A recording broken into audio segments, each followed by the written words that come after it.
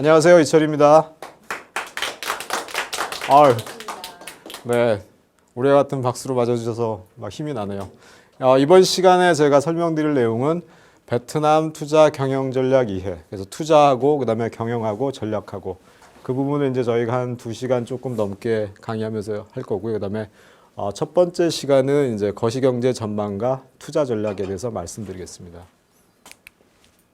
그래서 먼저 이제 팩트 먼저 말씀드리고요. 그다음에 분석하고 그다음에 전략 이렇게 세 가지로 나누겠습니다. 그래서 팩트 부분에서는 베트남 경제 분석 기초 자료를 먼저 말씀드리고요. 그다음에 이게 환경이 지금 어떻게 변화하고 있는지를 말씀드리고 그다음에 그러면 이게 어떤 의미인가를 봐야 되겠죠. 그래서 앞으로 유망할 것인가?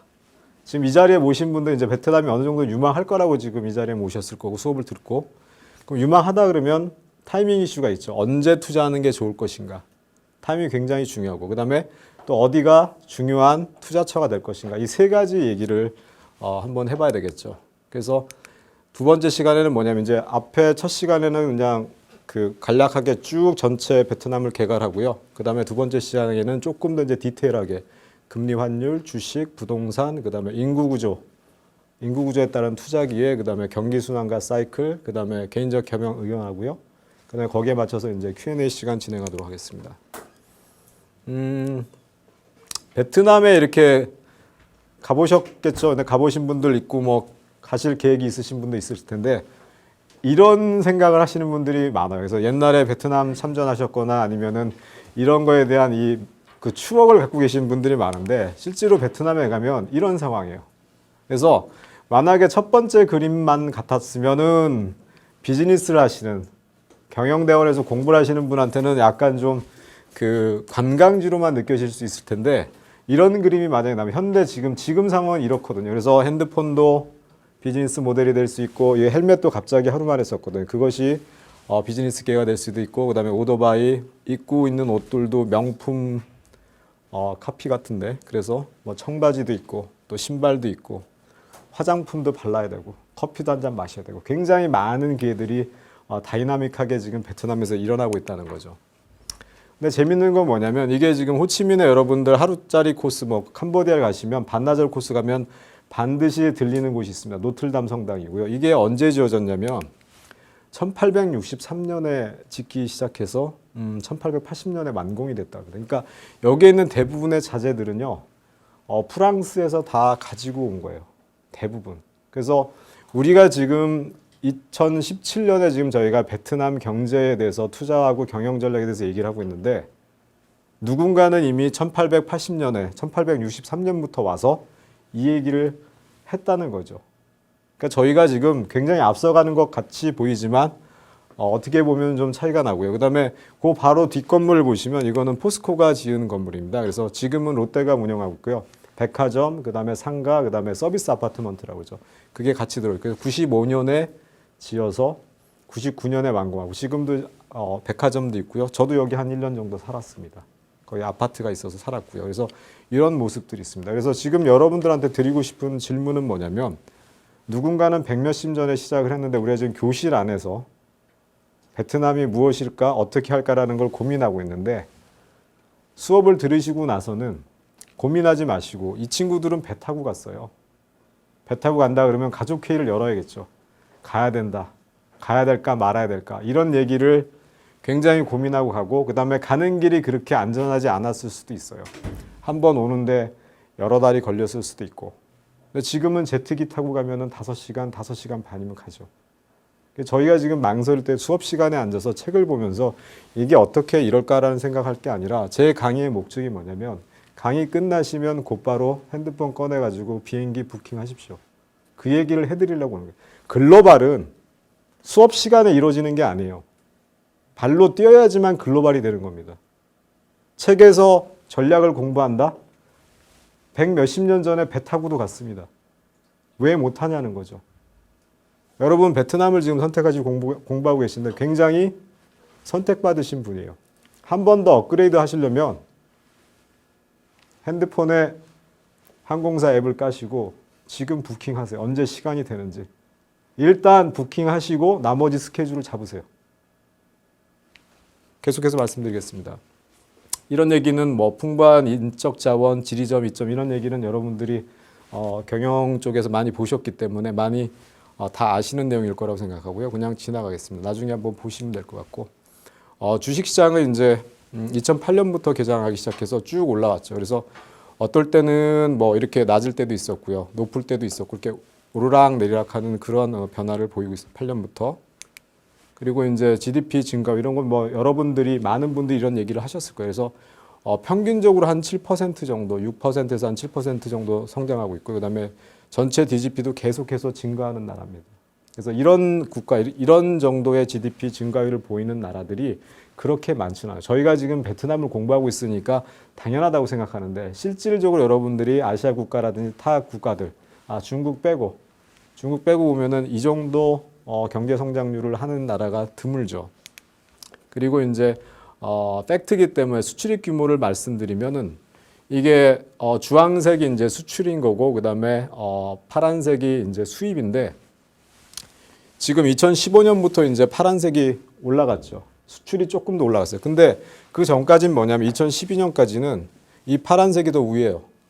수입이 더 많았어요. 그래서 이 부분 한 10년 동안 만성 무역 적자를 기록한 나라입니다. 그래서 이게 저희가 그 당시만 하더라도 제가 2007년부터 14년까지 한 6년 조금 더 그 베트남에 근무를 했었는데 그때만 해도 베트남 경제를 분석할 때는 달러 수급을 분석하면 굉장히 쉬웠어요. 달러가 어느 정도 이렇게 수급이 좀 모자른다 싶으면 뭔가 경기 변동이 생기면서 어떤 투자의 어떤 기회 변동이 생겼었는데 지금은 이게 거의 이제 브레이크이븐 되면서 괜찮아졌죠. 달러 수급이 좋아져서 상당히 안정적이죠. 이 타이밍이 언제냐?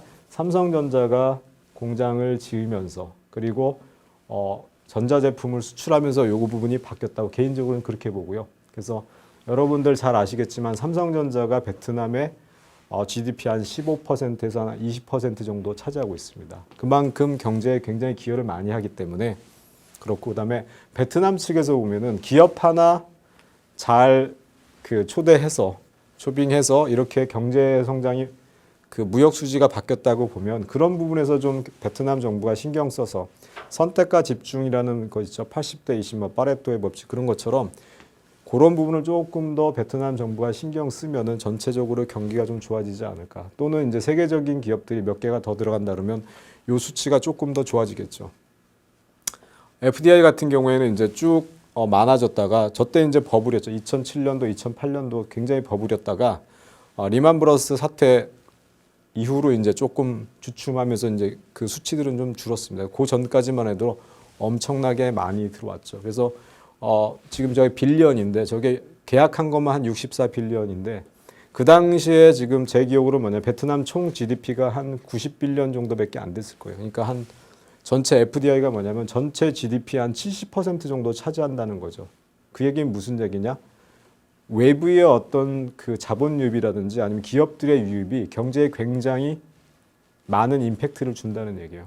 자체 성장 동력도 물론 있겠지만 아까 말씀드린 삼성전자를 포함해서 저런 외국인 직접 투자가 실질적으로 베트남에 많은 영향을 준다는 거죠. 그래서 베트남 내부를 분석하는 것도 상당히 중요하지만 외부의 플로우가 어떻게 지금 흐름이 오고 있는지 그 부분을 여러분들이 지속적으로 보셔야 돼요. 그래서 베트남의 경기가 어떻게 될 것이냐? 아직까지 베트남은 산업사회로 진행 중이지만 여전히 농업입니다. 주업은 농업이기 때문에 이것을 드라이브를 거는 것들이 외부의 어떤 제조업, 서비스업들이 특히 큰 회사들, 한국의 삼성전자 포함해서 그런 것들이 있기 때문에 어떤 큰 회사가 다시 새롭게 베트남에서 시장에 진출한다든지 어떤 의미 있는 생산이나 서비스를 제공한다 그러면 거기에 따라서 베트남의 여러 가지 경기 변동이 가능할 것이라고 예측할 수 있다는 거죠.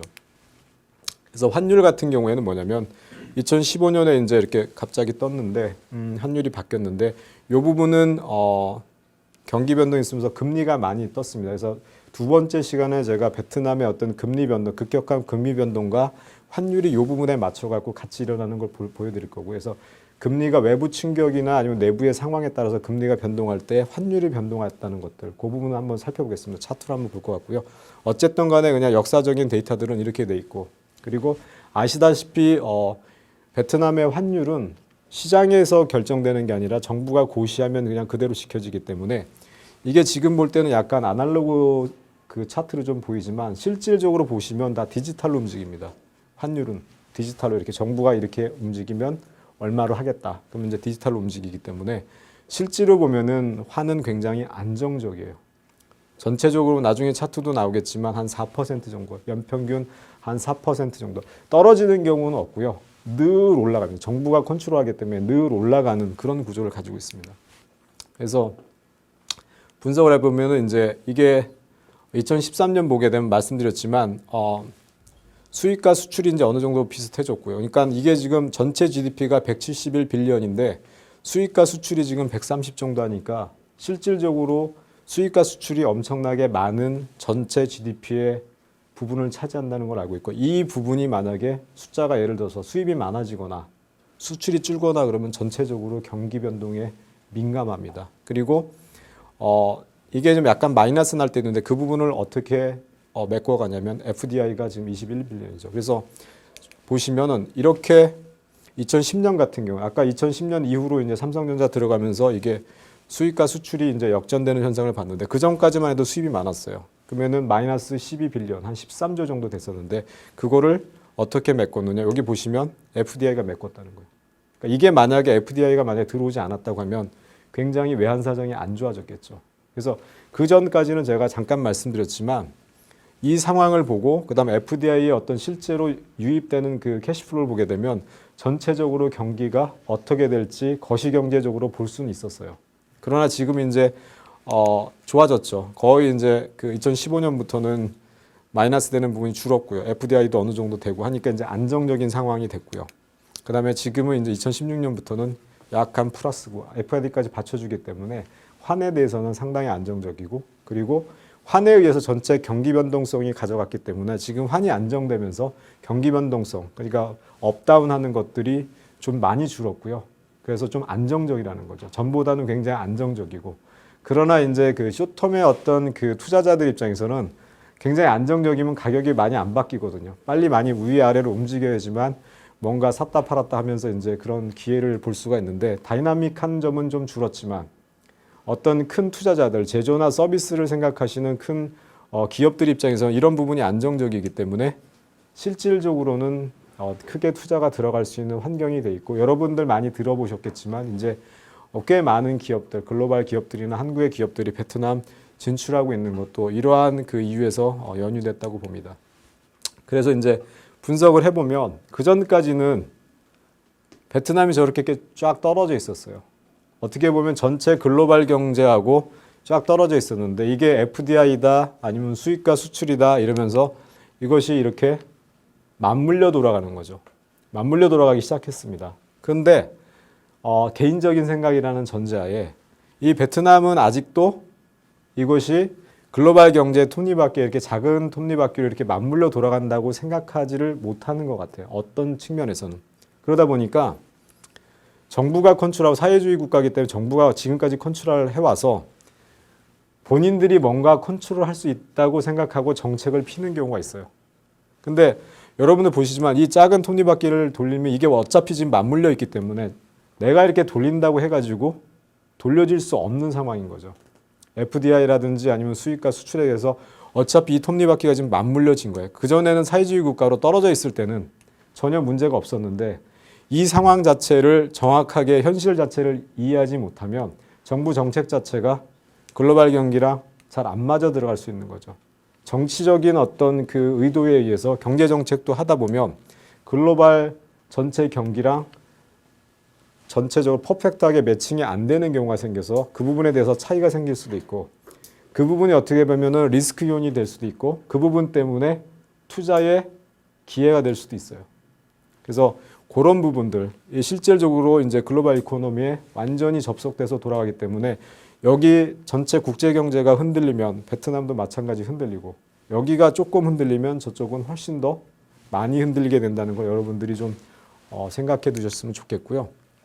그 다음에 1인당 GDP를 보게 되면 제가 2007년에 베트남에 갔을 때 한 1000불 정도 970불인가 그랬어요. 근데 지금 2200불 그러니까 10년 사이에 2배 넘었죠. 그래서 제가 그때 말씀드린 게 뭐냐면 비슷한 내용의 PT를 했는데 우리는 베트남이 한국처럼 2만 불, 3만 불에 가는데 배팅하는 게 아니라 실질적으로 6천 불 정도에 배팅한다고 했어요. 그래서 지금은 2천 불이지만 옆에 남은 태국이나 중국들 보면 한 6천 불 정도 되고 인도네시아도 지금 한 3천 불 정도 되는데 한국이 지금 한 2만 7천 불에서 한 2만 8천 불, 환율에 따라 다르겠지만 그냥 기분 좋게 한국의 GDP를 3만 불 잡고 한국이 3만 불에서 6만 불, 2배로 뜨는 게 더 쉽겠느냐 아니면 베트남이 2,200불에서 4,400불로 뜨는 게 더 쉽겠느냐 여러분 그냥 간단하게 한번 생각해 보세요. 어차피 두 배의 게임이지 않습니까? 그럼 누가 더 쉽게 2배로 갈 수 있겠느냐는 거예요. 제가 이거 설명드릴 때 뭐냐면 베트남은 경제 쪽에 보면은 그렇게 공부를 안 했어요. 그러니까 예를 들면 우리가 시험 시간에 공부를 거의 안 하고 그냥 시험 시간에 와서 대충 이렇게 쓰고 나왔을 때 그러니까 경제 과목은 거의 낙제였다는 거죠. 근데 한 30점, 40점, 50점 이렇게 받았는데 하루 전에 책만 한번 쓱 후루룩 읽고 가도 70점, 80점 맞아요. 점수가 한 3, 40점 낙제 점수에서 70점 받는 건 굉장히 쉽다는 거죠. 한국은 지금 상태에서 80점대 후반에서 90점대 초반이기 때문에 점수 1점, 2점 올리는 게 굉장히 힘들지만 베트남 같은 경우는 지금 경제가 이 정도 수준이기 때문에 2배, 3배로 올라가는 게 굉장히 쉬워요. 한국을 3만 불에서 5만 불, 6만 불, 7만 불로 올리는 노력이 쉽겠느냐 아니면 2,200불짜리를 4,000불 정도, 3,000불 정도 수준으로 올리는 게 쉽겠냐는 거죠. 그렇기 때문에 누가 더 빨리 올라갈 수 있나 경제 성장률이 중요하다는 거죠.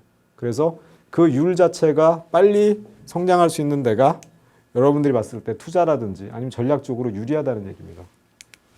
그래서 지금 베트남이 이제 왜 매력적이라는 얘기를 하는데 여기 지금 뭐 그 수강하시는 분 중에 중국 쪽에 관심이 많으실 텐데 베트남이 좋다는 얘기는 뭐냐면 중국과 같이 동반 성장할 가능성이 크다는 거예요. 그래서 지금 중국이 굉장히 지금 그 코스트가 많이 올라가 있습니다. 많은 사람들이 그 얘기를 해요.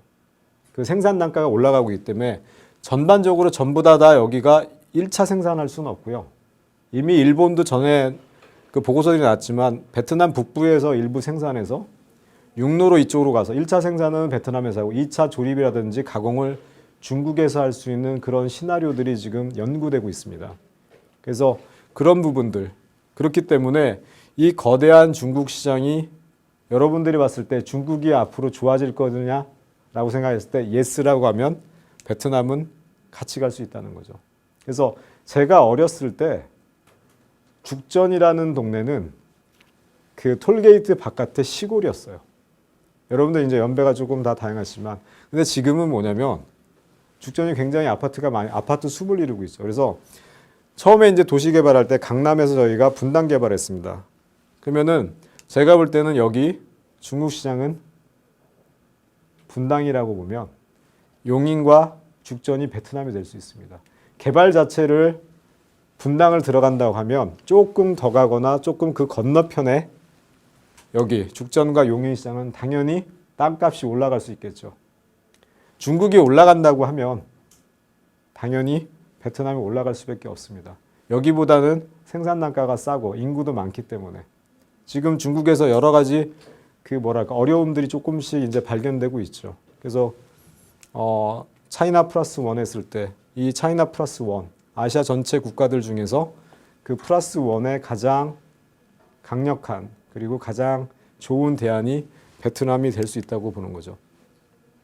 그래서 이게 전체적으로 하나의 이제 경제권을 형성하기 때문에 한국 같은 경우에 뭐냐면 중국이 앞으로 개발된다고 봤을 때 좀 하이엔드 쪽 의료 장비부터 시작해서 약간 반도체 이런 것들을 할 수가 있고 서비스 베트남은 로엔드 쪽에서 1차 생산하는 것을 가공해서 이 중국과 같이 동반 생산할 수 있어야 됩니다. 그래서 아까도 말씀드렸지만 베트남뿐만 아니라 한국도 우리 모든 그런 국가들이 글로벌 세상이에요.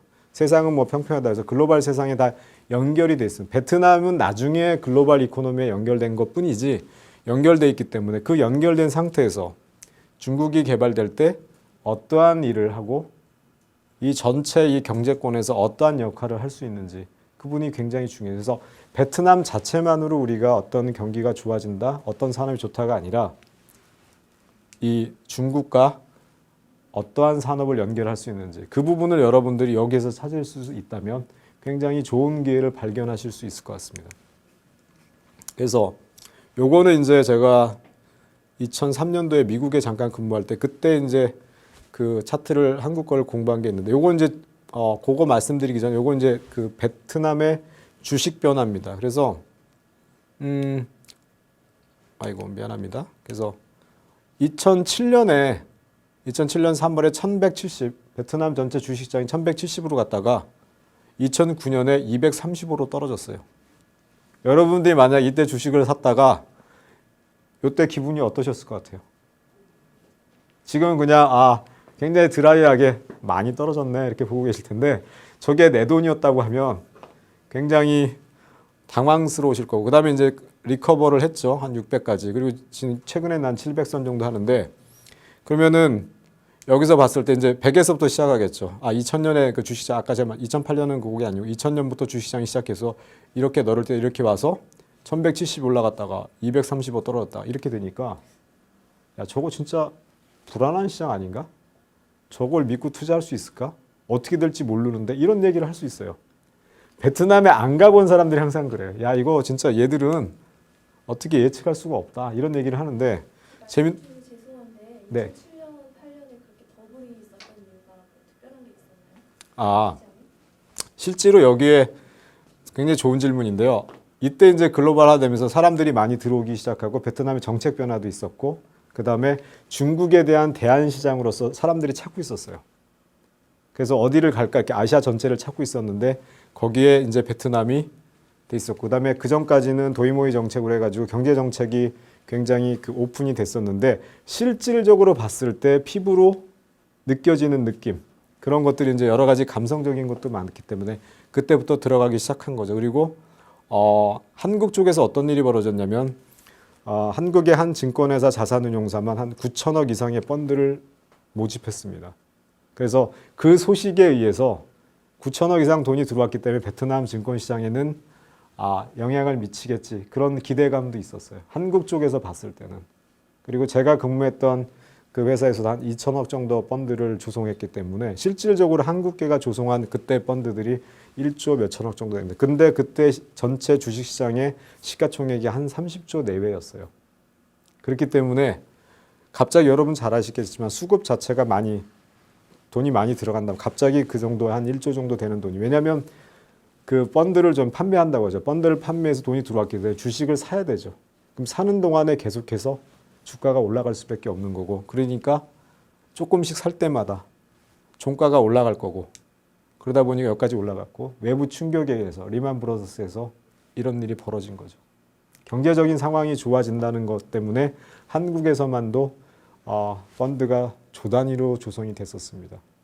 그때는 굉장히 베트남 시장이 그랬고 그래서 실질적으로 한국이 이런 버블에 어느 정도는 기여했었다고 얘기할 수도 있어요. 그래서 그러면 이렇게 다이나믹하게 움직이는 게 야 이거 리스크하지 않냐 하지만 제가 아까 말씀드린 한국의 그 제가 3년에 이제 미국에서 근무할 때 이 자료를 만들었었는데 그럼 한국이 비슷하죠? 시작할 때 이 정도 시작했으니까 그러면은 1000까지 올라갔다가 500으로 떨어졌다가 1000 찍고 IMF 때 300대로 떨어졌다가 1000 찍고 500 찍고 1000 찍고 500 찍고 이러고 있었어요. 그러니까 이게 여기가 천장으로 보기에는 반토막 났다가 올라갔다가 반토막 이상 났죠. 70% 정도 빠졌죠. 그 다음에 다시 또 반토막 났다 올라갔다가 한국의 과거를 여러분들 우리가 기억을 못하기 때문에 그렇지 한국도 이러한 상황을 겪었다는 겁니다. 그래서 GDP가 이 정도 규모에 됐을 때는 이러한 일들이 그렇게 특수한 상황은 아니에요. 그 정도 경제 상황에서 다이나믹하게 일어날 수 있다는 거죠. 베트남 자체가 리스크가 크다 뭐 이렇게 얘기하기는 개인적으로 좀 어렵다고 보는 겁니다. 그래서 요거는 근데 이제 그 뒷단에 있는 거고 요거는 아까 같은 얘기니까 넘어가겠습니다. 그래서 이게 베트남이 이제 GDP 성장률이 평균 한 7%라고 얘기했을 때 선진국은 이렇게 움직입니다. 그러니까 표준 편차 자체가 작아요. 그게 선진국입니다. 그러니까 평균에서 7% 성장한다. 그러니까 선진국이 7% 성장하기는 참 어렵지만 이게 한 2%에서 3%인데 플러스 마이너스 표준 편차가 적습니다. 분산 자체도 그러니까 적게 되고. 근데 베트남 같은 경우는 똑같이 평균이 7이든 3이든 한다고 하더라도 이렇게 움직여요. 그러니까 파란 라인과 주황색 라인을 갖다가 계산을 해보면 아주 심플하게 그냥 7% 에버리지가 나와요. 그러나 이 개발도상국 같은 경우에는 평균이 그렇다 치더라도 표준 편차가 크다는 겁니다. 그게 개발도상국의 특징이에요. 그러다 보니까 또 밖에 계신 분들, 그러니까 베트남에 안 가시고 그런 분은 뭐냐면 과열이야. 망하는 거 아니야. 과열이야 망하는 거 아니야. 과열이야 망하느냐 이렇게 얘기를 해요. 늘 밖에서는. 그리고 이런 국가들은 베트남 포함해서 이렇게 개발도상국 같은 경우는 사이클이 짧습니다. 지금 요 차트를 보여드리면 뭐냐면 이 선진국 같은 경우에 표준 편차도 작지만 이게 사이클이 길게 그냥 제가 그려놨어요. 근데 여기는 사이클도 짧아요. 그래서 위아래로 많이 움직이기 때문에 굉장히 좋게 얘기하면 다이나믹한 거죠. 그리고 실제로 여러분들이 만약에 들어가서 전문가라고 하시면 투자의 기회라든지 아니면 어떤 캐피탈 게인, 투자 수익률도 굉장히 좋을 수도 있고요. 만약에 여러분들이 스마트하지 않다면 여기서 사서 여기서 팔면은 늘 엄청난 손실이 날 수도 있지만 여러분들이 정말 스마트한 투자라고 한다 그러면 저점에 사서 고점에 팔면 수익률이 굉장히 많이 날 수 있는 거죠. 그래서 언제 투자하는 게 좋을 것인가? 보게 되면 아까 이제 질문하셨지만 이론과 관심이 집중이 돼요. 그러면 투자가 러시가 생겨요. 한국도 들어가고 여러 군데. 그래서 왜 아까 베트남이 2007년대 그렇게 버블이 생겼을까? 이렇게 투자가 러시가 들어가고 이제 거품이 발생합니다. 그 다음에는 투자 유입이 되고 통화량이 증가를 해요. 그러니까 달러가 들어간다는 거예요. 달러가 들어가게 되면 로컬 커런시로 베트남 동화로 되고요. 그 다음에 인플레이션이 생기고요. 금리가 상승이 되고 그 돈이 단기적으로 주식시장으로 들어갑니다. 들어왔던 돈이. 그리고 주식시장이 조금 올라가니까 더 들어가죠. 올라가니까 더 들어가고. 결국은 끝까지 올라갔다가 터질 때까지 돈이 들어가는 현상. 그 다음에 이제 약간 더 뒤늦게 부동산 쪽으로 돈이 흘러 들어가고 이렇게 됩니다. 그래서 거품이 생기고요. 그 다음에 이제 투자가 둔화되죠. 이게 그 투자율 자체가 둔화가 되니까 주식시장을 갖다가 받쳐주던 수급이 조금 바뀌는 거예요. 그러다 보니까 이제 주식시장이 정점을 찍고 옆으로 횡보를 하게 되겠죠. 그러면 이제 통화량이 감소하죠. 통화량 증가율 자체가 감소하고 단기금리가 급상승해요. 2007년도부터 2010년까지 제가 차트를 보이겠지만 단기금리가 급상승하고 인플레이션 올라가고요. 그래서 주식과 부동산 금융 시스템이 정리기간을 하고 새로운 트렌드가 나타나기 시작해요. 지금은 이게 한 턴을 돌고 새로운 트렌드가 지금 나타나기 시작한 거죠. 그래서 새로운 트렌드 때 같은 투자자가 하는 게 아니라 그 전에 투자자를 약간 비운 듯한 나는 좀 더 똑똑해라는 친구들이 새롭게 들어와서 그 기존에 있던 투자자가 그 상황을 까먹었던 그 폭락했던 걸 까먹고 들어가는 게 아니라 새로운 플레이어들이 들어옵니다. 그러므로 해서 이렇게 시장이 다시 활성화되고 이것들이 전체적으로 다 하나의 이렇게 사이클을 돌게 되는 거죠. 그런 것들이 아시아 국가에서 반복적으로 일어났고 먼저 중국을 갔었고요. 그 다음 베트남을 갔다가 인도네시아 갔다가 캄보디아 갔다가 지금은 어디죠? 미얀마가 지금 이런 상황입니다. 제가 이게 지금 촬영도 되고 있기 때문에 자세하게 말씀 못 드리지만 이게 이 부분으로 간다는 거죠. 그래서 이렇게 사이클을 돕니다. 그래서 여러분들 보시면 유행이 바뀌고 있는 거예요. 아시아 전체 국가에서 유행이 쭉 가서 스포트라이트, 어떻게 보면 스포트라이트라고 볼 수도 있죠. 이렇게 쭉 가다가 그 상황에서 아까 질문하신 대로 뭐냐면 2007년에 스포트라이트가 베트남을 비추게 된 거예요. 이론과 관심 말씀드렸죠. 이론과 관심이 늘어나게 되는 겁니다. 그것들이 베트남에서만 일어나는 게 아니라 그 다음에 인도네시아 한 2, 3년 보시면 인도네시아에서 정확하게 매우 유사하게 그런 상황이 일어났다는 걸 여러분들이 보실 수 있습니다. 그래서 그러면 전략적으로 봤을 때 언제 투자하는 게 제일 좋을 것인가? 1, 2, 3, 4, 5번. 아까 질문하셨으니까 제일 액티브 하실 것 같은데 몇 번에 투자하시겠습니까? 3번. 오케이. 또? 4번. 4번. 자, 3번하고 4번인데 3번에 나는 투자하고 싶다. 3번 손 들어보세요. 4번. 반응 좋은데요? 보시면 저희 이제 언제 투자냐는 걸 봤을 때 보게 되면 이게 이 지점에서 보게 되면 이 뒷부분을 모른다고 생각하고 지금 우리가 지금 현재 이 지점에 있어요. 뒷부분을 모른다고 생각할 때는 여기에서는 불안하죠. 올라갈까? 옆으로 갈까? 밑으로 떨어질까 모른다는 거예요. 여기는 지금 우리가 있으면 이게 떨어지는 걸 볼 수가 있지만 각각의 순간에서는 차트가 어떻게 움직일지 시장이 어떻게 움직일지 알 수가 없어요. 그렇기 때문에 우리가 볼 때는 2번에서부터 봤을 때 추가 경기 하강 분석을 해도 어느 정도 더 떨어질까 그리고 이게 얼마나 L자형으로 오래 갈까를 정확하게 분석해야 된다는 거죠. 그래서 이론적으로는 3번에서 3은 베스트예요. 근데 3번인지 알 수가 없어요. 이 상황이 되면 불안 심리가 있기 때문에 그냥 끝없이 지하 2층, 3층을 뚫고 떨어질 것 같은 불안감이 있고요. 4번이 되면요. 실제로 베트남에서 어떤 일이 벌어지냐면 자고 나면 가격이 올라가요. 계약이 다 된 것 같은데 막상 아침이 되면 가격을 또 올립니다. 헤이, 가격이 올랐어. 그렇기 때문에 4번에서는 계속 올라가기 때문에 아까 말씀드린 사이클이 짧기 때문에 이게 가파르게 올라가기 때문에 누구도 팔려고 하지 않아요. 그래서 외국인 입장에서는 실질적으로는 4번에서 사는 게 어려워요. 그리고 이게 시스템으로 되어 있기 때문에 한국 같은 경우에는 본사에 보고도 해야 되고 뭐 자료도 쓰고 매우 좋아 보이니까 이런 걸 해야 된다고 사료 대봉지 이렇게 하면은 회의 다 하고 나면 가격은 얼마 돼 있냐? 이만큼 가 있어요. 그럼 다시 리포트 또 써야 돼요. 야, 사라고 결정 내렸는데 왜 못 사 이러죠. 상황은 이런데. 3번에서 사느냐?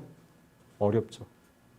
결국은 외국인 입장에서는 이게 우리가 한국 시장에서 할 때는 3번이나 4번을 우리가 잡을 수 있는 그런 게 우리 한국에서 태어나서 한국말 잘하고 고등학교 동창들, 대학교 동기들, 선배, 후배, 뭐 친척들 다 할 수 있지만 베트남에 가시면 여러분들 고등학교 동창 있으세요? 대학교 선후배도 없고 연고라는 게 없잖아요. 그거 어떻게 하실 거예요? 2번밖에 없어요. 그래서 이 부분에 대해서 전체적으로 여러분들이 맷집을 가지고 버틸 수 있을 만큼 이렇게 안정적 투자를 해야 됩니다. 그래서 아까도 말씀드린 건 뭐냐면 이게 사이클로 짧게 진행되고 위아래 업다운 되기 때문에 워렌 버핏도 그랬어요. 펀더멘탈의 가치가 얼마냐는 거죠. 베트남 현재 지금 경제의 가치가 얼마가 적정 가격이라는 걸 여러분들이 알고 계셔야 돼요. 그러면 이게 좀 떨어졌구나 라고 생각하시면 이때쯤 잡으시면 사기가 좀 쉬워요. 그리고 버티면 사이클이 짧기 때문에 다시 올라간다는 거죠. 그래서 그때는 이제 투자 수익률을 올릴 수 있고 근데 실제로 보면은 이번 상황에서 여러분들이 소위 말하는 오너가 아니시면 의사결정하기 힘듭니다. 만약에 본사에 보고하면은 굉장히 그 여러 가지 얘기를 들으실 수 굉장히 감성적으로 힘드실 수 있는 상황이 될 수도 있어요. 제가 경험해봐서 아는데 근데 굉장히 스마트하지만 그래서 여러분들 입장에서는 제가 이 강의를 드리는 여러 가지 목적 중에 하나 뭐 여러 가지는 안 해요. 몇 가지밖에 없지만 이 부분에서 여러분들이 진행을 하셔서 제가 엄청난 수업료를 내고 왔기 때문에 여러분들이 이 상황에서 용기와 결단을 내리고 조금 더 스마트한 의사결정을 내리고 실행을 하셨으면 하는 바람. 제가 징검다리에서 돌을 하나 놨기 때문에 여러분 제가 온 그 지점까지는 쉽게 오실 수 있어요. 그래서 이거 꽤 수업료 많이 주고 배운 얘기입니다. 그래서 어디가 좋은 투자가 될까?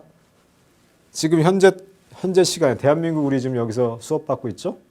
인천공항에서 동쪽으로 가는 비행기를 타면 미래로 갑니다. 지금까지 대한민국의 어떤 경제 정책들은 뭐냐면 선진국을 따라잡는 정책이었어요. 그래서 인천공항에서 동쪽으로 가는 비행기를 타고 갔죠.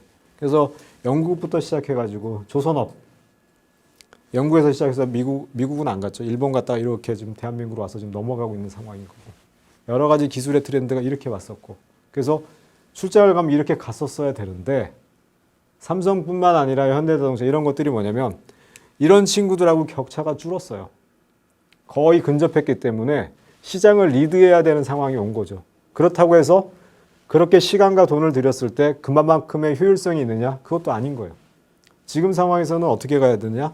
여러분 너무 잘 아시겠지만 인천공항에서 이제 서쪽으로 가야 되죠. 그죠?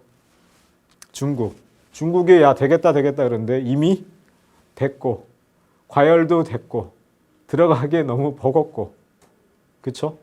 한국이 상대하기 정말 힘든 상황이 됐었어요. 20년 전만 하더라도 중국의 가능성에 대해서 얘기를 했는데 지금은 중국의 가능성에 대한 것 자체가 조금 너무 늦은 감이 있죠. 좋게 말씀드리면 늦은 감이 있는 거예요. 그래서 그 다음에 어디로 가야 되느냐? 베트남, 캄보디아, 인도네시아, 미얀마 이렇게 가야 됩니다. 그래서 우리가 이 친구들을 쫓아가면서 받았던 그런 여러 가지 그 노하우들, 습득된 기술들을 이쪽으로 가지고 갈 때 더 효율적이라는 거죠. 그래서 아까 말씀드렸지만 왜 질문을 하셨어요? 2007년에 그렇게 버블이 생겼어요. 이게 흐름이 이렇게 가고 있는 거예요. 이렇게 가고 있는 거예요. 희한하게도 한쪽 방향으로, 그렇죠? 그러니까 지도를 봤을 때 동쪽에서 이렇게 파워시프트란 말을 할까요? 어떤 흐름이 이렇게 가고 있는 거죠. 그래서 여기가 베트남 있었고 인도네시아 갔고 그 다음에 캄보디아 갔다가 미얀마 가고 있습니다. 이것들이 이동하고 있어요. 그리고 어느 정도 시점이 지나면 개인적인 의견이라는 전제하에 이것들이 안정화될 거예요. 어느 순간에 순간적으로 주식시장에서 많이 올라갔다는 얘기는 뭐냐면 오버슈팅 했다는 건데 자연에서도 여러분이 이렇게 그 형광등을 키시면 탁 키면 밀리세컨 단위로 이렇게 딱 올라갔다가 이렇게 수렴합니다. 처음에 딱 키게 되면 오픈하게 되면 오버슈팅 했다가 어떠한 그 펀더멘탈로 수렴하게 되는데 지금 베트남 같은 경우는 펀더멘탈로 수렴하는 중인 거고요. 다른 데들은 약간 오버슈팅 했을 수도 있고 펀더멘탈로 수렴할 수도 있고 그러나 이제 시간이 지나서 아시아 전체 시장에서 각각 국가의 특성에 맞춰서 각각 자기의 역할만큼 수렴하는 시기가 곧 올 겁니다. 그러나 베트남 자체로는 뭐냐면 그 수렴한다고 하더라도 쉐어 자체가 역할 자체 아시아 시장 자체에서는 꽤 높다고 봅니다. 개인적으로. 그렇기 때문에 저희가 지금 이런 얘기를 하고 있는 거고요. 그래서 이제 어디가 좋은 투자처가 될 것인가. 그래서 저희가 아까 중국의 20년 전 얘기를 했었는데요. 20년 전에 중국에 무슨 얘기를 했냐면 한 도로에 시간이 100년이 동시에 존재한다고 그랬어요.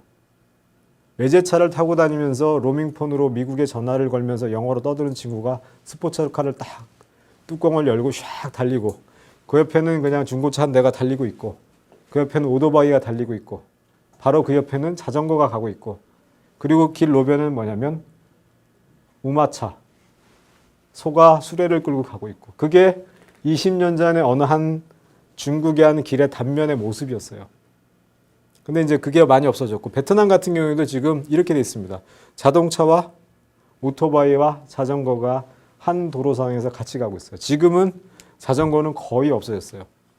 근데 이런 것들이 이제 한꺼번에 어느 순간에 뭐냐면 이렇게 벌어졌다가 시간상이 100년이 벌어졌다가 50년이 벌었다는 것들 어느 순간에 한 방에 딱 압축됩니다. 그게 시간이 압축돼서 압축 성장을 할 때 엄청나게 폭발이 일어나요. 그래서 비가 300mm가 내리면 말씀드렸지만 무릎까지 차야 되는데 왜 집이 잠길까 이렇게 생각하지만 어느 저지대로는 물이 몰려간다는 거죠. 그 물이 몰려가는 지역. 홍수가 났을 때 물이 몰려가는 지역은 굉장히 안타까운 상황이지만 돈의 GDP 성장률이 7% 될 때 어느 한 군데로 몰려간다는 것은 굉장히 축복받은 일이에요. GDP 성장률이 7%가 평균이 7%라고 말씀드렸고 경제가 다이나믹하게 위아래로 움직인다고 말씀드렸지만 7%가 하노이 북쪽에서부터 호치민 끝에까지 아니면 건떡까지 전부 다 7% 이분하게 쫙 똑같이 펼쳐져 갖고 성장하는 게 아닙니다. 지역적으로도 다르고 산업적으로 다르고 사람한테도 달라요. 그러면 여러분들이 보셔야 될 건 뭐냐면 어디로 빗물이 모여서 흘러가서 잠기게 할 것인가. 어떻게 하면 돈에 잠길까. 행복한 비명을 지를까. 돈에서 허우적거릴 수 있을까. 좀 심한 표현인가요? 그런 상황을 여러분들이 찾으셔야 되는 거죠. 그래서 과거 분석해도 해야 되고요.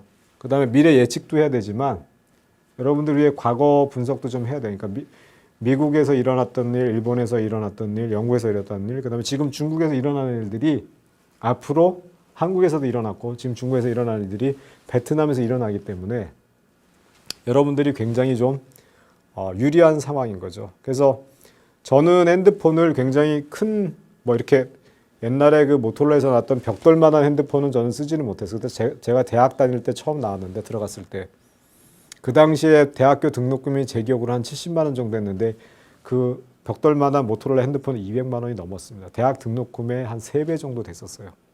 근데 배터리 용량은 한 1시간 정도, 2시간이라고 얘기하는데 1시간이면 없었기 때문에 제 친구 아버님이 이렇게 그 학교에 오셔가지고 그때 무슨 졸업식인가 행사였는데 오셔가지고 계속 핸드폰을 쓰셨어요. 전화를 안 해도 되는 상황인데, 그러니까 나 핸드폰 있어. 그런 시절이었어요. 그리고 차에다 안테나 꽂고 있으면 굉장히 좀 무사 통과하는 그런 분위기가 있었다는 거죠. 근데 그때부터 시작해서 저희가 핸드폰을 썼고요. 전화로 연결해서 인터넷을 쓰던 시절이 있어요. 1메가 다운받으려고 그러면 한 20분, 30분씩 걸려가지고 음악을 몇 곡씩 듣고 카세트 테이프 꽂아놓고 한 면을 다 들어야지 다운받은 시절이 있었는데 다이얼 모뎀 썼죠. ISDN 썼죠. 여러 가지 다 써가지고 지금 와이파이까지 나는데 베트남은 벽돌폰 안 쓰고요. 곧바로 아이폰부터 들어가고요. 그다음에 곧바로 와이파이부터 들어갑니다. 그러니까 우리가 통신 시장만 보더라도 30년 정도 걸쳐가지고 개발이 됐던 것들이 베트남에는 시작부터 들어가요. 그러니까 베트남에서 만약에 통신업을 했다? 한국에서 30년 동안 축적할 수 있었던 여러 가지 그 부의 축적이나 기술의 축적이 베트남에서는 3년에서 5년 만에 한 방에 일어나 버리는 거예요. 압축과 폭발이 일어나는 겁니다. 통신시장도 마찬가지, 모든 서비스업에서 마찬가지입니다. 그런 것들이. 베트남이 지금 개발 국가이기 때문에 다이얼 모뎀부터 써야 된다? No. 와이파이부터 들어갑니다. 아이폰도 한국보다 더 2년 빨리 들어왔어요. 한국은 여러 가지 외부적인 요건 때문에 그랬지만 더 빨리 들어갔습니다. 그래서 그런 부분들을 여러분들이 베트남에서 찾으실 수 있는 그런 해안을 갖고 있다면 굉장히 좋은 투자자, 좋은 전략, 좋은 경영을 하시는 겁니다. 그래서 시간을 압축시켜서 빵 하고 터뜨려서 폭발할 수 있는 영역들. 뭐 다르게 얘기하면 빗물이 고이는 지역이겠죠. 그런 부분을 찾을 수 있다면 굉장히 의미 있는 시간, 이 시간 굉장히 의미 있는 시간이 될 것 같고 그런 질문을 던지는 저도 굉장히 기분이 좋을 것 같아요. 그래서 이제 핵심 키워드 아까 말씀드렸죠. 중국과 동반 성장할 수 있어요. 나 홀로 베트남이 지금은 모든 나라들이 글로벌 경제랑 연결되기 때문에 중국과 동반 성장할 수 있어야 됩니다. 그 자체 여러분들이 사업을 하시든 회사에 있든 중국과 같이 갑니다가 자체가 더 외부 투자자들한테 어필할 수 있는 거고 주가도 잘 가고요. 그 다음 베트남 시장 자체의 강점들, 그 다음에 한국 자체의 운영 역량이 있어야 되죠. 우리가 이걸 할 수 있어야 돼요. 한국이 자체가 거기에 가서 들어가서 실제로 할 수 있어야 되고, 그 다음에 해외 투자자의 관심 분야. 왜냐하면 외부에서 제가 말씀드렸지 않습니까? 돈의 유입에 의해서 경제가 다이나믹하게 움직였기 때문에 밖에서 관심이 없어지면, 이거는 대상이지만 밖에서 관심이 없어지면 실질적으로 동력 자체를 잃을 수가 있어요. 그래서 그런 부분까지 좀 보셨으면 좋겠고, 그래서 어디다가 해야 돼요. 뭐 주식시장에 무슨 탑픽이라 해갖고 종목을 찍어드릴 수는 없고 그냥 크게 산업적인 부분을 좀 살펴보도록 하겠습니다. 주식시장 보면 이제 이것 좋은 이제 뭐 마산이라든지 빈그룹 같은 경우, 마산은 이제 식자재를 만드는 회사고요. 빈그룹은 부동산 회사입니다. 보시면 이게 지금 PS라죠. 프라이스 세일즈 레이셔인데, 그러니까 매출액 대비 얼마 정도 나오냐는 얘기예요. 매출액 대비 전체 시가총액이 얼마 되냐면 4.49, 4.56 이렇게 나옵니다. 4배가 넘어요. 100억 매출하면은 시가총액이 450억 나온다는 얘기예요. 북밸류의 10배를 받습니다.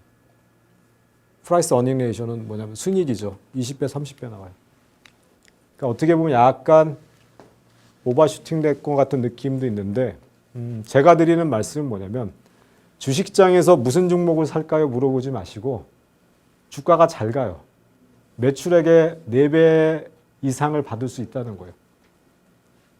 100억 매출하면 500억의 시가총액을 받을 수 있다. 100억 매출하면 우량한 회사들이 10% 순이익이 생기기 때문에 10억의 순이익이 생기지만 주식은 450억이 나오는 거예요.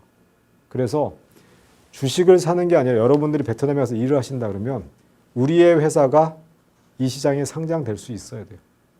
그래야 조금 큰 그림을 그리시고 어떠한 좀 좀 좋은 결과를 받으실 수 있는 거예요. 개인 투자로 해가지고 이게 여기다 주식을 뭘 살까? 그게 아니라 여러분들이 일하시는 회사가 이런 베트남 시장에 상장될 수 있는, 저희가 지금 베트남에 가면 굉장히 많은 회사들이 2,000개, 3,000개 넘는 한국 회사들이 있지만 실제로 보면 베트남 시장에 상장을 하려는 노력을 그렇게 많이 하지 않으세요. 그러나 정말로 가격을 잘 쳐주는 시장이기 때문에 주식을 사야 되는 시장일 수도 있지만 우리가 주식을 여기다가 올려야 되는, 주식을 우리가 팔아야 되는 시장일 수도 있는 거예요. 왜 베트남, 인도네시아 뭐 이런 거 왜 계속 사실라 그러세요? 살면 결국 팔아야지 이익이 생기는 거 아니에요? 그렇죠? 산다는 얘기는 판다는 게 대전제가 돼 있는데 팔고 시작할 수 있다는 거죠.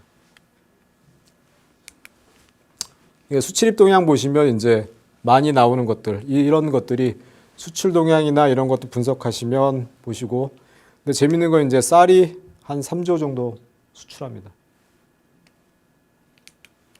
농산물 자체가, 그리고 수입도 많고요. 이 사료도 3조 정도 수입합니다. 왜냐? 이게 농업국가예요. 그리고 이게 보시면 이런 것들은 외국인 기업들에 의해서 많이 드라이브가 걸리는 경우인데, 쌀이 3조고요. 씨푸드, 해산물이죠. 수산물. 이런 것들이 7조 이상 됩니다. 두 개 합치면 10조가 넘죠. 이런 것들이 굉장히 큰 기회가 됩니다. 신발 공장이나 이런 것들은, 컴퓨터 이런 것들은 자체 생산이 아니라 외국인 기업에 의해서 수출이 되기 때문에 베트남 자체의 경쟁력이 아닐 수도 있어요. 그냥 베트남에서 수출되는 숫자로 보이는 거지만 베트남 자체에서 나오는 건 아직까지도 농업이기 때문에 이런 겁니다. 수입 동향 살펴보시면 어디에서 돈이 오가는지를 여러분들이 볼 수 있고, 아까 차트에서 잠깐 보셨지만 전체 DDP의 수출이 70%, 수입도 한 70% 차지하고 있기 때문에 그 부분을 분석하셔야지만 보는 거고, 연간 이 수치가 어떻게 변하고 있고 어떤 섹터에서 얼마만큼의 변동성이 있는지를 여러분들이 분석하셔야 돼요. 어디서 더 급격하게 늘어나고 있고 어디서 급격하게 빠지고 있는지 좀 시간을 가지고 히스토리컬 데이터를 보시고 그 변동성도 살펴보시면 전체적인 그 베트남의 경기를 이해하시는데 도움이 될 것 같습니다. 인구 구조 따로 이제 설명드릴 텐데, 이게 지금 20대에서 30대 초반까지 굉장히 그 많은 분포를 하고 있기 때문에 주요 소비 세력이죠, 그렇죠? 요 소비 세력이 굉장히 많기 때문에 집을 살 수도 있고요. 30대 초반이 제일 많기 때문에 이제 애들이 태어나서 한 둘 정도 태어났고 셋 정도 태어났기 때문에 방이 한 칸 더 필요한 상황, 주택 시장이 폭발할 수도 있고요. 이 친구들이 애를 낳기 때문에 육아 시장들, 영유아 시장들, 0세에서 3세 사이에 시장들이 폭발적으로 늘어날 수밖에 없는 상황입니다. 그래서 인구 구조는 나중에도 말씀드리겠지만 피터 드러커 교수가 말씀하시기를 이미 일어난 미래라고 얘기를 해요.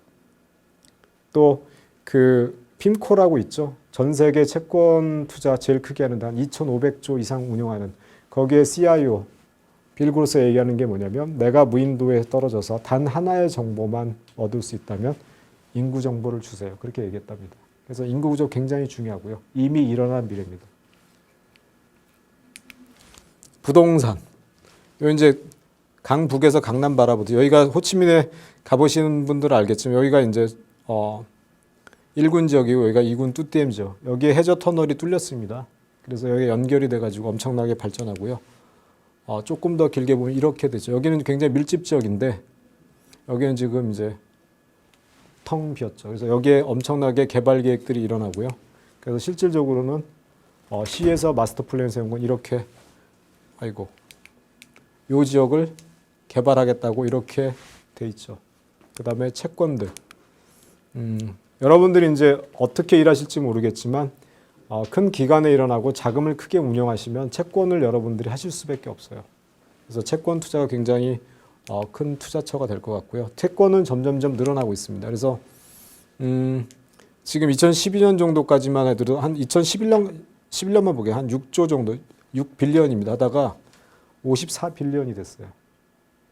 여기에 대한 해석은 하지 않겠습니다. 여러분들이 한번 살펴보세요. 이게 왜 갑자기 이렇게 뱄을까? 이런 것들이 어떤 경기 변화, 알 수는 없습니다. 왜 갑자기 국가 채권이 이렇게 10배 가까이 늘어났을까? 그리고 이것이 채권이 만약에 잘 발행됐으면 그만큼의 경기 활성화를 시키면 이건 좋은 건데, 그러면 이 부분이 어떠한 그 영향을 미칠 것인가? 그리고 앞으로 이게 채권 발행하는 것이 늘어날 것인가? 그런 부분들 여러분들 살펴보시면 좀 될 것 같고요. 제가 그 부분에 대한 해석은 지금 이 시간에 하지 않고 여러분들한테 그냥 숙제처럼 남기고 가겠습니다. 마찬가지고요. 채권. 그 다음에 이제 농산물인데요. 이게 이제 90년하고 2005년도 15년 사이에 비교했을 때 중국에서 일어나는 거죠. 그래서 실제로 곡물 소비량은 늘어나지 않았는데 육류 소비량은 엄청나게 늘어나죠. 2배에서 한 3배 정도 늘어나죠. 점점 산업화가 돼갈수록 경제 성장이 올라갈수록 중국에서 일어났던 겁니다. 그래서 육류 소비량이 올라가기 때문에 여러분들 아시겠지만 육류 1kg을 만들기 위해서 곡물이 9kg, 9배 필요합니다. 그럼 뭐냐면 농산물이 엄청나게 필요하다는 얘기예요. 그래서 지금 전 세계적으로 늘고 있는 우리가 차이나, 중국, 그다음에 인도, 브라질 전부 다 경제 개발이 되면서 엄청나게 많은 육류 수요가 늘어나고 있어요. 그러면은 소와 돼지와 닭을 키우기 위해서 사료가 그만큼 들어가는데 그 무게의 9배만큼 사료와 곡물이 필요하다는 거죠. 근데 재밌는 건 뭐냐면 재밌는 거는 중국 같은 경우 뭐냐면 경작지가 줄어들어요. 왜냐하면 농민이 점점점 그 도시로 공급이 돼서 공급이란 말이 좀 그런데 이주를 해서 계속해서 값싼 노동력을 지원해야지만 중국의 어떤 경쟁력을 노동 단가의 경쟁력을 가질 수 있기 때문에 점점점 농민이 준다는 얘기예요. 도시화가 진행되고 도시로 이주가 되기 때문에 실질적으로 농업 생산은 점점 줄어들 수밖에 없습니다. 근데 베트남은 쌀 전 세계 2위, 그다음에 커피 2위입니다. 이거는 평균적으로 커피 2위고요. 그 좋은 아라비카종, 우리가 좋아하는 그 아라비카종 같은 경우 원두커피 아라비카랑 로부스터가 있는데 아라비카종 말고 로부스타에서는 전 세계 수출 물량의 30%를 합니다. 30%를 장악한다는 건 엄청납니다. 쌀 같은 경우에는 태국이 1등이고 베트남이 2위인데 두 개 합쳐서 전 세계 수출 물량의 50%를 가져갑니다. 아까 제가 말씀드렸죠. 베트남 자체의 강점. 그리고 고무가 4위. 쌀이 아까 제가 말씀드린 것처럼 한 3조 정도 수출하고요. 3조 정도 수출합니다. 가공하지 않은 상태로 수출합니다. 볶지도 않고 그냥 까서만 팝니다. 그 다음에 차가 5위, 그 다음에 캐슈넛이 한 전 세계 1위입니다. 그 다음에 후추가 1위고요. 후추는 시장 자체가 작아서 그런데 많을 때는 전 세계 물량이 한 45에서 49%까지 가요. 수출 물량이. 근데 이제 투자자들이 봤을 때 물량 자체가 그래 봐야 뭐 한 3천억 정도밖에 안 되기 때문에 실질적으로 관심은 커피라든지 쌀 쪽에도 관심이 있을 수 있는 거죠. 그리고 우리가 밸류 체인을 분석하게 되면은 실제로 농업에서는 한 전체 밸류에서 100으로 봤을 때 한 20 정도, 그 다음에 로컬 트레이더리 한 11 정도 가져가고요. 프로세싱하는 커피 같은 경우는 로스팅하는 거죠. 여기서 한 30 정도 가져갑니다. 그래서 아까 제가 말씀드렸지만 실제로 가공하지 않은 상태로 수출하다가 가공할 때 밸류가 이만큼 나와요. 그러니까 실제로 이 부분에 대한 기회가 있을 수 있고요. 수출하는 친구들이 트레이딩이기 때문에 한 6% 정도, 리테일이 한 15%, 그다음에 텍스 이렇게 11%이기 때문에 실질적으로 농산물 지금 쌀이라든지 아니면 고무라든지 커피라든지 쪽에서 프로세싱하는 쪽이 굉장히 기회가 있다는 거죠. 왜냐하면 이런 것들을 쌀 같은 경우도 뭐냐면 도정 기술도 좀 떨어지고 그다음에 그 쌀 자체가 한 푸대의 퀄리티가 컨트롤이 안 돼요. 1등급이다 2등급이다 이게 컨트롤이 안 돼서 섞여 있기 때문에 어떻게 어느 정도 수준인지 알 수 없기 때문에 가격 자체가 좀 저평가되는 경향이 있습니다. 그래서 전체적으로 이제 좀 베트남 시장에 대해서 살펴봤고요. 잠깐 쉬었다가 디테일한 부분에 대해서 조금 더 설명드리도록 하겠습니다.